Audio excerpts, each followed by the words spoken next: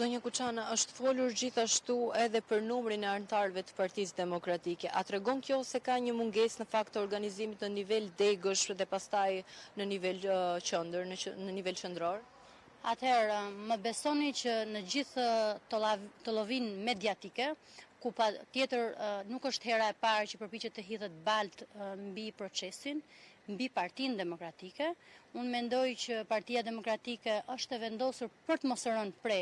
e këtyre fjalëve, e këtyre lojrave, sepse tashmë Partia Demokratike ka një mision shumë të qartë. Ka një mision për të shpëtuar Shqipërinë, për të qenë alternativë qeverisëse dhe jo thjesht për ta sjellë Partinë Demokratike në pushtet, po për të bërë shtet, për ta kthyer në shinat e demokracisë, për ta kthyer në një shtet funksional ku duhet të themi se sot fatkeqësisht kemi të bëjmë me mungesë totale të shtetit. Dhe shteti përbëhet nga institucionet kur nuk funksionojnë institucionet, kjo është këmban alarmi për shqiptarët. Edhe kjo është një thirrje shumë e sinqertë për shqiptarët për të qenë dhe për të bashkuar Partisë Demokratike. Demokratët janë rreth Partisë Demokratike, nuk ka më dyshim dhe cili do që ka dyshim për këtë pjesë, unë mendoj që të presim deri në përfundimin e procesit për të parë edhe rikonfirmimin e zotit Berisha. Përqindja e votuesve do t'rregojë qartë nëse demokratët kanë alternativë tjetër. Unë mendoj që cili do demokrat sot, dhe jo vetëm demokrat, po cili do, edhe socialistat,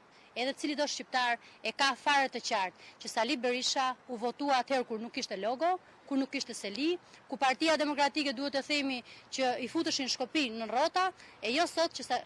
duhet të themi që Partia Demokratike është e konsoliduar,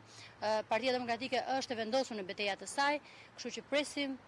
orën e përfundimit të votimit për të parë edhe rikonfirmimin në mënyrë, unë nuk e di pastaj se çfarë ushqimi mediatik do të kenë mediat, sepse gjatë gjithë këtyre ditëve ka qenë gara në Partinë Demokratike, a thua se e keqja këtij vendi i vjen nga opozita, nga Partia Demokratike, e jo nga pushteti, e jo nga Edi Rama, ku duhet të themi që aferat korruptive, Akshi, tuneli Llogaras, Belinda Balluku e të tjera afera korruptive kanë mbyllur dyrët për Bashkimin Evropian. Partia Demokratike do të jetë në krah të integrimit evropian, do ta antarësojë Shqipërinë në integrimin evropian, ashtu siç ka bërë liberalizimin e vizave, ashtu siç ka bërë antarësimin në NATO, ashtu siç mbart në CV-n e saj shumë vepra të cilat tregojnë për Shqipërinë. Tashmë Partia Demokratike ka detyrë për të antarësuar Shqipërinë në Bashkimin Evropian dhe do të jetë ajo pikërisht që do ta bëjë këtë gjë.